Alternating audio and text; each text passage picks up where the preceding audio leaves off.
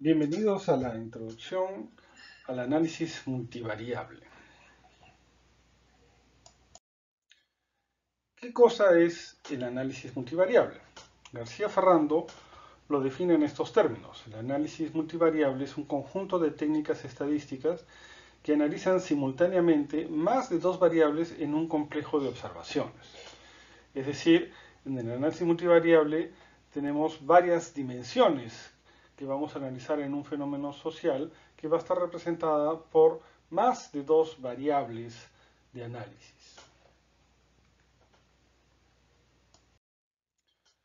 ¿Qué objetivos tiene el análisis multivariable?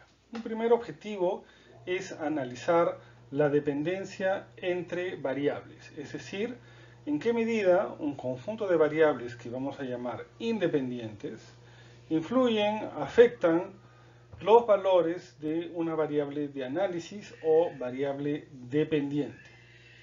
Esto se puede hacer a través de modelos de regresión, por ejemplo. El análisis de regresión es un tipo de técnica que busca analizar la dependencia entre variables. Puede ser un análisis de regresión lineal múltiple o un análisis de regresión logística múltiple. Eso dependiendo del tipo de variable dependiente. Si nuestra variable dependiente es una variable métrica, es decir, una variable cuantitativa, la técnica que vamos a utilizar es el análisis de regresión lineal. Si nuestra variable dependiente es una variable categórica, una de las técnicas de análisis de regresión es el análisis de regresión logística.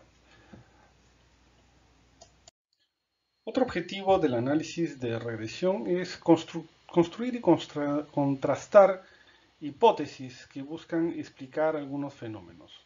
Este es un ejemplo que viene de un trabajo publicado en 1994 por Müller y Seligson, que se pregunta acerca de la relación entre la cultura política y la democracia. En este caso, en la figura de la izquierda, Müller y Seligson presentan su hipótesis de cuáles son las variables o los factores que influyen en los niveles de democracia que tienen una serie de países. Esta hipótesis va a ser contrastada usando datos empíricos que van a medir todas estas variables, tanto la variable dependiente, en este caso es el nivel de democracia, como el conjunto de variables independientes que de acuerdo con los autores influirían en los niveles de democracia alcanzados por los países. Y luego de construir los modelos, en este caso los autores han usado modelos de regresión, encuentran que no todas las variables o no todas las flechas resultan ser estadísticamente significativas, es decir, no todas las variables explican de la misma manera o llegan a explicar los cambios en la variable dependiente y por lo tanto se quedan solamente con aquellas variables que tienen las flechas que aparecen en el diagrama de la derecha. Este es un ejemplo de cómo se puede utilizar el análisis multivariable para poner a prueba relaciones entre variables, poner a prueba una hipótesis. Otro objetivo del análisis multivariable es simplificar, lo que se llama simplificación estructural, es decir, identificar y examinar una representación más simple del complejo de variables inicial. Por ejemplo, queremos medir una actitud, esto se usa por ejemplo mucho en la investigación en psicología, pero también en ciencias sociales en general, por ejemplo, actitudes hacia la igualdad de género. Vamos a utilizar varios indicadores que miden esas actitudes y el objetivo es identificar cuáles de estos indicadores miden mejor las actitudes que estamos estudiando. Es decir, por ejemplo, podemos empezar con 30 variables iniciales y de ahí nos damos cuenta que de esas 30 hay 5 o 6 que son las variables centrales. Identificar estas 5 o 6 variables centrales es un objetivo de, por ejemplo, una técnica de análisis multivariable como el análisis de componentes principales. Algo parecido que se hace usando una técnica que se llama análisis factorial es identificar qué factores subyacentes explican la relación entre un grupo de variables. Es decir, si tenemos una serie de variables que se mueven o tienen una relación más o menos estable, es posible que haya algo por debajo de ellas que explique esta relación. Para eso podemos identificar el factor subyacente, es decir, la variable que corre por debajo de estos indicadores empíricos que estamos observando para poder tratar de medirla. Eso se hace usando técnicas como el análisis factorial. También el análisis multivariable nos permite clasificar casos o variables a partir de qué tan cercanos o no son las variables entre sí o las características de las variables o las características de los casos. Ese es un objetivo, o sea, por ejemplo, se mide la similitud o la distancia entre casos o variables. Eso se puede hacer usando una técnica que se llama el análisis de conglomerados. Y también hay otras técnicas más complejas que nos permiten representar y analizar relaciones de interdependencia, relaciones causales complejas. Por ejemplo, sistemas de ecuaciones estructurales o de path análisis o de análisis de sendero es una técnica que se emplea en ese sentido. En el curso vamos a ver algunas de estas técnicas, principalmente las técnicas vinculadas al análisis de regresión lineal múltiple, de regresión logística y de análisis factorial. Y también veremos una extensión de las técnicas de análisis de regresión que son los modelos multiniveles. Es el programa del curso respecto del tipo de técnicas de análisis multivariable que vamos a ver. En esta parte de la introducción vamos a hacer un pequeño ejemplo muy esquemático de cómo funciona el análisis multivariable para poner a prueba una hipótesis y qué tiene que ver eso con los procesos o las técnicas de inferencia estadística. Vamos a tomar como ejemplo un problema bastante presente en nuestra realidad social, como es la violencia de género. Entonces, frente a este problema, una pregunta que nos vamos a hacer es ¿por qué los hombres son violentos contra las mujeres? Para responder esta pregunta vamos a formular una hipótesis. Esta hipótesis puede ser, por ejemplo, que el machismo y el alcohol son factores que incrementan la probabilidad de que los hombres sean violentos contra las mujeres. Es decir, dos variables que explican la violencia de los hombres contra las mujeres son el machismo y el consumo de alcohol. Esta esta hipótesis la vamos a operacionalizar en un modelo. En un modelo, este es un ejemplo de una especie de modelo general lineal, donde I sería nuestra variable dependiente, es decir, si la mujer es objeto de violencia física por parte de su pareja o no. X1 sería nuestra primera variable independiente, sería, por ejemplo, una escala de comportamientos machistas que la mujer evalúa respecto de su pareja. X2 sería nuestra segunda variable independiente, que sería, por ejemplo, la frecuencia con que la pareja de la mujer consume alcohol. Y los coeficientes B sub 1 y B sub 2 serían los efectos esperados que tienen X1 y X2 respectivamente. Es decir, qué tanto B sub 1 y B sub 2 me dirían qué tanto X1 y X2 influyen en I, en nuestra variable dependiente.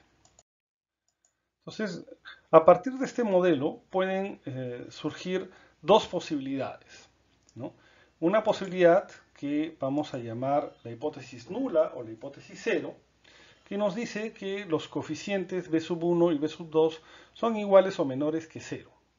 ¿Qué significa eso? Que el efecto de las variables x1 y x2 es 0 o menos. En otras palabras, esta posibilidad anularía nuestra hipótesis de investigación, que es que el alcohol y el machismo influyen en la violencia física, ¿no?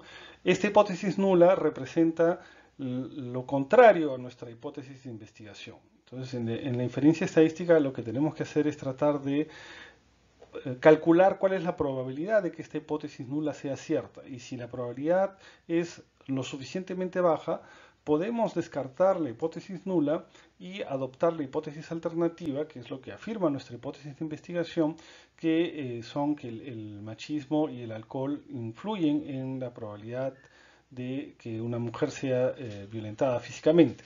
En términos de nuestro modelo, eso indicaría que nuestros coeficientes B sub 1, que mide el efecto del machismo, y B sub 2, que mide el efecto del consumo de alcohol, sean mayores que 0. Este modelo debe ponerse a prueba.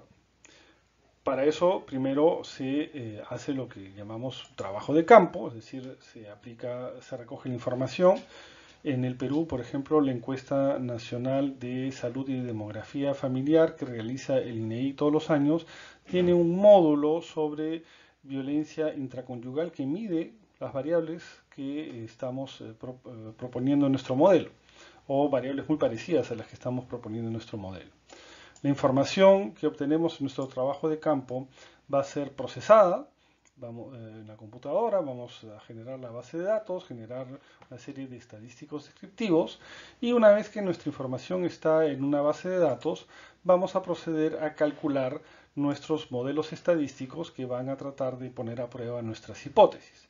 Ese cálculo implica básicamente dos cosas: calcular los efectos de x1 y x2 en nuestro modelo, es decir, los coeficientes b sub 1 y b sub 2, y evaluar cuál es la probabilidad de que el efecto que estamos midiendo en nuestras observaciones sea diferente, sea igual a 0, sea nulo, ¿no? Si podemos rechazar la hipótesis 0, ¿no? Si b sub 0, o si los coeficientes b son mayores a 0 y la probabilidad de la hipótesis 0 es menor a un nivel de significancia o alfa, entonces valido mi hipótesis de investigación y puedo afirmar con un cierto nivel de confianza que en este caso tanto el machismo como el consumo de alcohol influyen en la probabilidad de que una mujer sea violentada. No solamente eso, puedo afirmar qué tanto influyen, ¿no? Cómo varía por ejemplo, si una persona consume alcohol 1, 2, 3 veces, 4 veces por semana, cuánto ese incremento influye o se expresa en un incremento en la posibilidad de que una mujer sea violenta. O si mido una escala de machismo, también niveles, pasar de un nivel medio a un nivel alto de machismo medido por esta escala, qué tanto influye o qué tanto incrementa la probabilidad de que la mujer sea víctima de violencia física por parte de su pareja. Y un último tema que veremos en esta introducción es el tema de la significancia y el poder de una prueba estadística. Es decir, qué tan poderosa es la prueba que estamos analizando, cómo incrementar el poder de una prueba, que tiene que ver la significancia con nuestra capacidad de afirmar algo a partir de los datos que estamos observando. Recuerden que el objetivo de un modelo estadístico es tratar de poner a prueba, digamos, uno de los objetivos de un modelo estadístico es tratar de poner a prueba una hipótesis de investigación, y eso busca, cuando trabajamos con datos muestrales, como es generalmente el caso en las ciencias sociales, implica hacer inferencias, es decir, utilizar información parcial de un fenómeno, una muestra estadísticamente representativa, para decir algo sobre el fenómeno en su conjunto. Al hacer eso podemos cometer un error muestral. Como no estamos teniendo todos los datos, todas las observaciones, nuestras inferencias pueden tener cierto error. ¿Cómo estimamos ese error? ¿Cómo estamos seguros de que nuestra inferencia es sólida, está basada en un efecto que realmente estamos observando, ¿no? Entonces, este esquema muestra dos elementos, ¿no? En primer lugar, en las columnas muestra lo que puede suceder en la realidad. Es decir, por ejemplo, si queremos analizar la violencia contra la mujer, si efectivamente el alcohol, que es una de nuestras variables independientes, influye o no en la probabilidad de que una mujer sea víctima de violencia. Si el consumo de alcohol por parte de su pareja es un factor que influye en la violencia intraconyugal, ¿no? Entonces, en la realidad pueden suceder dos cosas. puede suceder que no influye el alcohol, ¿no? Es decir, que B sub 0, B es igual a 0, el efecto del consumo de alcohol sobre la violencia es igual a 0, o que sí influye. Esas son las dos posibilidades que pueden ocurrir, ¿no? Eso es lo que ocurre en la realidad. Pero cuando trabajo con datos muestrales o datos incompletos, no estoy observando directamente la realidad, estoy observando una muestra, ¿no? Entonces, a partir de los datos que yo puedo recoger en mi muestra, yo puedo observar dos cosas: que mi coeficiente es igual a 0, mi coeficiente B es igual a 0, es decir, mis datos me dicen que el efecto del alcohol en la violencia es igual a 0, o me pueden decir que el efecto del alcohol es mayor a 0. Por lo tanto, es una observación que va en el sentido pronosticado por mi hipótesis. Esto es lo que a mí me interesa probar. Pero esto es lo que yo veo, no necesariamente es lo que sucede, ¿no? Entonces, ¿qué pasa si estamos en un contexto donde, supongamos una sociedad, donde el alcohol en realidad no tiene efectos sobre la violencia? O sea que en la realidad el alcohol no tiene efectos sobre la violencia. Estamos en este universo, en el universo B sub B igual a 0, ¿no? Donde en la realidad B es igual a 0. Y mis datos me dicen que B es igual a 0, ¿no? En este caso, estoy en lo cierto, o sea, mi observación es una observación correcta.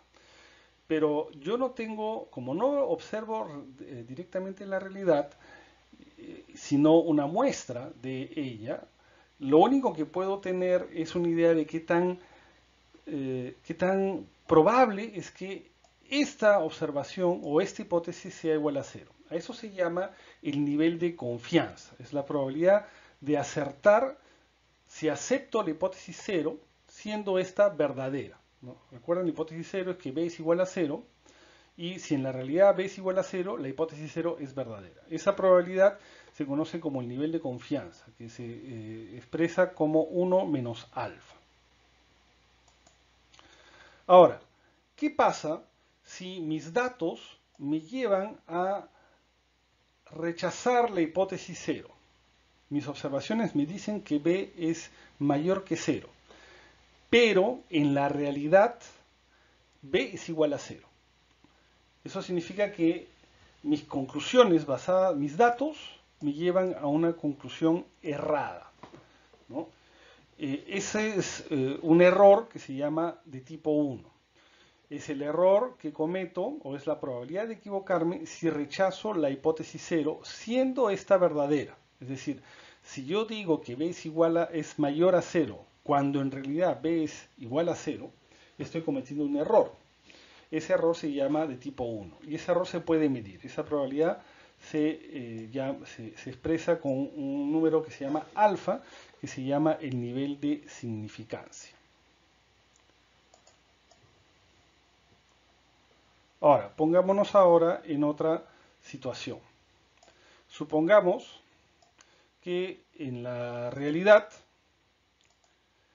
B es mayor que 0, es decir, que en la realidad el alcohol sí influye, ¿no? Estamos ahora en este contexto, donde el alcohol influye en la violencia. Pero mis datos, esto es lo que yo veo, mis datos me dicen que B es igual a 0. Es decir, mis datos me dan una información contraria a lo que sucede en la realidad. Eso puede ocurrir.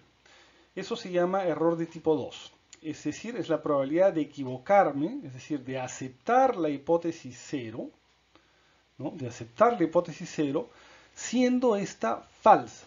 Esto se llama un error de tipo 2. Y el mejor de los casos es este caso que estamos representando con esta letra beta. Este caso es el hecho de que mis observaciones me llevan a concluir que mi variable independiente sí tiene un efecto, ¿no? Esto es la probabilidad de acertar si rechazo la hipótesis 0, ¿no? Es decir, mis datos me llevan a rechazar la hipótesis 0, ¿no? Estoy rechazando la hipótesis 0, ¿no? Y esa decisión es la decisión correcta porque en la realidad B es mayor que 0, ¿no? Eso es lo que se llama el poder de la prueba, ¿no? Entonces, cuando hacemos inferencia estadística, yo puedo cometer dos errores. Un error de lo que llamamos el error de tipo 1, que es el error de rechazar la hipótesis 0, siendo esta verdadera, ¿no? Ese es un error que se mide con un coeficiente que se llama alfa, que llamamos nuestro nivel de significancia, que podemos calcular fácilmente. Y un error de tipo 2, que es el error de aceptar la hipótesis 0, siendo esta falsa. Los errores de tipo 1 y 2 son inversamente proporcionales. Cuando aumenta uno, disminuye el otro. Es decir, un alfa muy pequeño significa que estoy haciendo una prueba muy restrictiva. Estoy poniéndome muchas restricciones para poder hacer mi inferencia. Entonces, si pongo un alfa muy pequeño, si maximizo las probabilidades de la hipótesis 0 y mis datos no llegan a rechazarla, estoy maximizando el error de tipo 1, ¿no? Ahora, si pongo un alfa muy grande, estoy cometiendo el error inverso. Estoy haciendo una prueba muy permisiva. Estoy maximizando la posibilidad de rechazar la hipótesis 0. Lo que me permite decir cosas que pueden no ser ciertas, ¿no? Entonces, ¿cómo lograr un balance? ¿Cómo logramos un balance? ¿Cómo logramos un balance entre no ser demasiado exigentes, pero tampoco ser demasiado laxos? Es decir, demasiado exigentes, estamos maximizando o estamos incrementando la probabilidad de cometer el error de tipo 1. Demasiado laxos, estamos incrementando la probabilidad de cometer el error de tipo 2. Lo que yo quiero es estar en lo cierto, es decir, no cometer errores, rechazar la hipótesis 0 si esta es verdadera, perdón, aceptar la hipótesis 0 si esta es verdadera y rechazarla si esta es falsa, ¿no? Quiero estar en esa posición. Entonces, para eso necesito que mi prueba sea poderosa. ¿Cómo incremento o de qué depende el poder de una prueba? El poder de una prueba puede interpretarse como la capacidad de decir algo nuevo o de afirmar o validar mi hipótesis de investigación tomando en cuenta los datos con los cuales estoy trabajando. Entonces, eso depende de tres elementos. Primero, del tamaño del efecto que yo estoy midiendo. Es decir, si en mi investigación, en mis observaciones, yo observo un B, un efecto importante, cuanto más grande es el B, más posibilidades es de que este efecto sea verdadero. Es decir, mi instrumento me permite ver algo que está sucediendo. Si el B es muy chiquito, de repente el efecto es muy imperceptible, entonces mis datos no me permiten verlo. También mi grado de precaución. Si escojo un alfa muy pequeño, me estoy volviendo demasiado cauto. Entonces, si escojo un alfa muy pequeño, es probable que no esté confiando demasiado en mis datos, ¿no? ¿Qué tan pequeño o qué tan grande debe ser el alfa? En las investigaciones en ciencias sociales, por lo general trabajamos con un alfa que está entre 5 y 1%, es decir, queremos darnos un margen de 5 a 1% de cometer el error de tipo 1, es decir, de rechazar una hipótesis que sea falsa, de rechazar la hipótesis, de cometer el error de rechazar la hipótesis 0, perdón, siendo esta verdadera. Y el tercer elemento que interviene en el poder de la prueba es la cantidad de información que tengo. Si yo tengo mucha información, si mi tamaño de la muestra es grande, disminuye la posibilidad de que me equivoque al decir algo con esa información. Por eso, cuanto más grande es la muestra, más confiables son mis datos, más probable es que yo mida un efecto B que sea verdadero y por lo tanto disminuye tanto mi probabilidad de equivocarme, de cometer tanto errores de tipo 1 como errores de tipo 2.